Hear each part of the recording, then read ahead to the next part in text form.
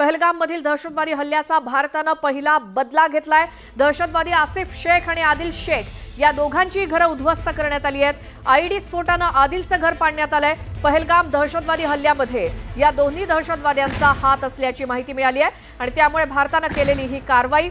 स्फोटानं आदिलचं घर तर उडवण्यात आलेलं आहे। आसिफ शेखच्या घरावरती सुद्धा बुलडोझर चालवण्यात आलाय। पहिली कारवाई, पहिला बदला भारताकडनं घेण्यात आलाय। पहलगाम मधील दहशतवादी हल्ल्याचा बदला हा पहिला भारतानं घेतल्याची माहिती मिळते। दहशतवादी आसिफ शेख आणि आदिल शेख या दोघांची घरं पहिल्यांदा उद्ध्वस्त करण्यात आलेली आहेत। एकाचं घर बॉम्बनं तर दुसऱ्याचं घर बुलडोझर फिरवत नष्ट करण्यात आलंय। पहलगामच्या दहशतवादी हल्ल्यामध्ये या दोन्ही दहशतवाद्यांचा हात असल्याची माहिती मिळाल्यानंतर लगेचच भारतानं त्यांच्या घरावरती पहिली कारवाई केली आहे। दोघांची घरं नेस्तनाबूत केली आहेत। एकाचं घर बॉम्बनं उडवून दिलंय तर दुसऱ्याचं बुलडोझर फिरवून। या दोघांचाही पहलगामच्या दहशतवादी हल्ल्यामध्ये हात होता अशी माहिती मिळाल्यानंतर लगेचच बदला घेतलाय भारतानं। त्यांची घरं उद्ध्वस्त करण्यात आलेली आहेत। काश्मीरमध्येच या दोघांची घरं भारतीय सैन्यानं नष्ट केली।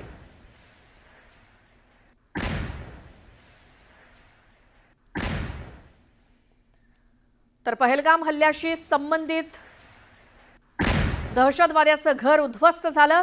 लष्कर ए तोयबाचा दहशतवादी असलेल्या आदिल ठोकरचं घर पाडण्यात आलेलं आहे। पहलगाम हल्ल्यामध्ये तो सहभागी असल्याचं सांगण्यात येत आहे। दरम्यान ज्या ठिकाणी आदिल ठोकरचं घर होतं त्याच ठिकाणी न्यूज 18 लोकमतची टीम सुद्धा पोहोचली आहे आणि घटनास्थळावरनं आढावा घेतलाय।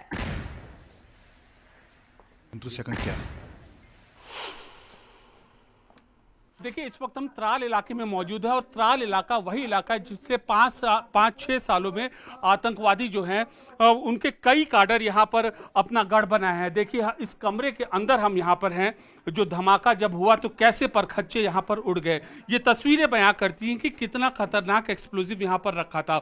और जहाँ तक इस इलाके की पूरे की बात है, त्राल वही इलाका है, जाकिर मूसा का इलाका है। बुरहान वानी भी यहाँ से ताल्लुक रखा था, जिसके मौत के बाद यहाँ पर आतंकवाद को फिर से पनपाने की कोशिश की गई। जाकिर मूसा था और उसके बाद बहुत और अन्य जो काडर थे आतंकवादियों के वो यहाँ पर पनपे और अब आसिफ यहाँ पर यहाँ से ताल्लुक रखता था। हालांकि घर वालों से हमने बात की है, इसकी बाइट अभी हम थोड़ी देर में भेजेंगे। इनकी बहन का कहना है पिछले 3 साल से आसिफ अपने घर पे नहीं आया था।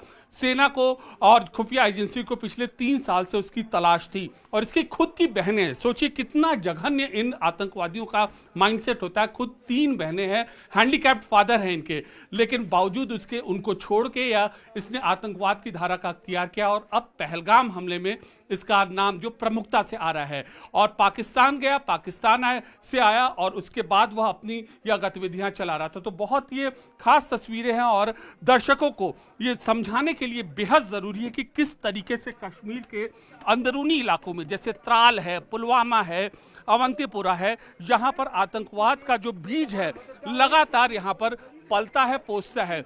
जो ऐसे लोग हैं, आसिफ जैसे लोग हैं और आदिल जैसे लोग हैं, वह किस तरीके से जो मासूमियत के आड़ में रहकर आतंकवादी घटना को अंजाम देते हैं। लगातार सरकार और एजेंसियां इस शख्स के संपर्क में थी, इनके परिवार के संपर्क में थी। बावजूद इसके उन्होंने इस शख्स ने मुख्य धारा न चुनकर आतंकवाद का रास्ता चुना और अब यहाँ पर जो आतंकवाद का जो रास्ता चुना उसके बाद ये गतिविधि को अंजाम दिया। लोग हमारे साथ हैं। आप आसिफ की बहन हैं? जी, मैं नेबर हूँ उनकी। आप उनकी नेबर है। कल क्या हुआ था? जी, पहले हमको 4 दिनों से बंद करके रखा है। 4 दिन से कंटिन्यू बंद, मतलब ना खाना ना कुछ भी नहीं। तो कल शाम मतलब रात के 10 बजे से 10:30 बजे से सिक्योरिटी फोर्स आई, तलाशी की पूरे घर की।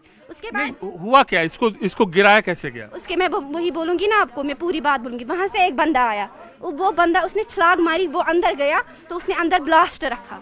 अंदर ब्लास्ट रख के 110 पे उसने ब्लास्ट किया। फिर कल दोपहर ये परसों रात को, आज रात को। तो आज रात को इस घर में धमाके की आवाज आई और ये इनके अपने क्लेम थे यहाँ पर। और मतलब जो भी यहाँ पे थे ना, मतलब गाय वाय वगैरह थी, उनको पहले मतलब इनकी साजिश है, पहले उनको निकाल। ये इनके क्लेम है। आसिफ से आपकी पहले अंतिम बार कब बात हुई थी? बचपन में मैंने देखा है। बचपन में मैंने देखा था। आज तक नहीं देखा। क्या आपको लगता है कि वो उसको आतंकवाद का रास्ता अख्तियार करना चाहिए था? नहीं, हम मतलब खुद मतलब उसके वो खिलाफ है।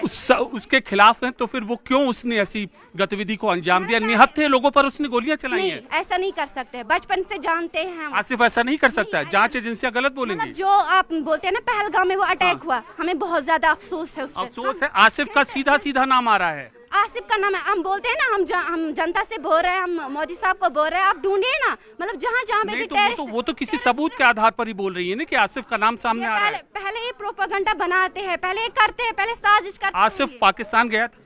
वो मुझे पता नहीं है। आसिफ उसके बाद आया था?